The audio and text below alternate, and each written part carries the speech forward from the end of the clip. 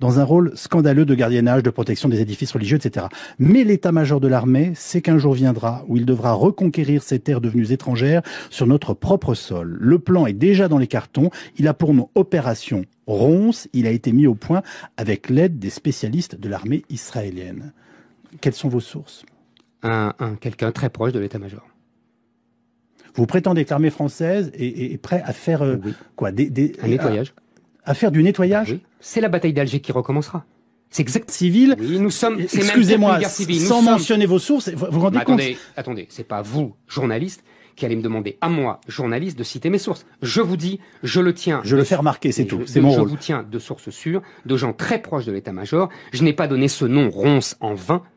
Ils sont allés voir les spécialistes de l'armée israélienne et ils m'ont, les Français qui m'ont expliqué ça m'ont dit que comme ils avaient fait à Gaza, ils leur ont conseillé de faire la même chose, ils leur ont expliqué comment il fallait faire, parce que les Israéliens sont des spécialistes évidemment, et donc le plan français est prêt, parce que nous sommes dans une logique post-coloniale. Quand vous avez des immigrés qui ne s'adaptent plus au mode de vie français, mais qui imposent leur mode de vie, ça s'appelle de la colonisation, Yves Calvi.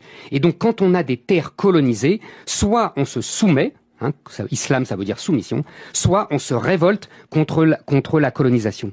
La polémique ne fait que commencer. Il était normal que nous en parlions aujourd'hui avec la sortie de ce livre, Un quinquennat pour rien, qui paraît chez Albin Michel. Merci Éric Zemmour de défendre votre livre, et je dirais même votre brûlot sur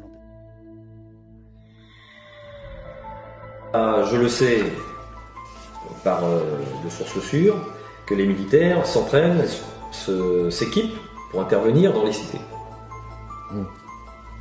Quand ça va exploser? On ne sait pas quand, mais ça va exploser, c'est sûr. Est-ce que ça va être une sorte de mini-guerre civile cantonnée dans certains quartiers? Très probablement. Très probablement. Mais il y a un moment où il va y avoir un acteur politique qui va dire on y va, et on va y aller. Donc il faut s'équiper et s'entraîner. Vous avez des modes opératoires que je tairai ici.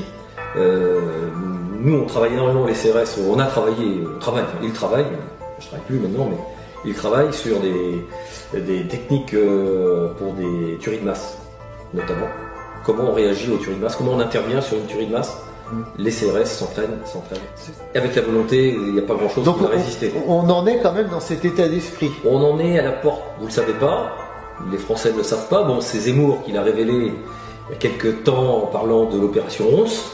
Il s'était un peu tapé sur les doigts d'ailleurs, si j'ai bien compris, sur l'opération Ronce, qui est une opération de préparation